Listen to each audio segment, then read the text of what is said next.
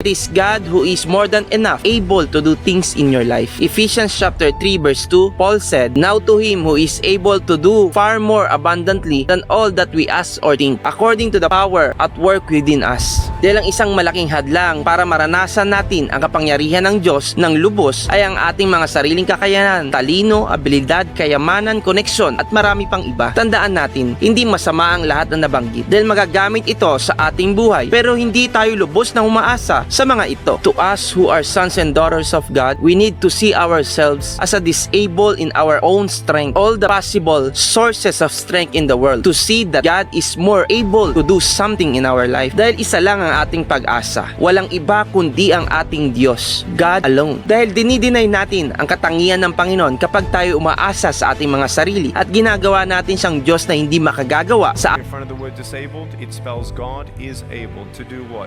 Exceedingly abundantly more than you can ever ask, imagine, or even handle or attain.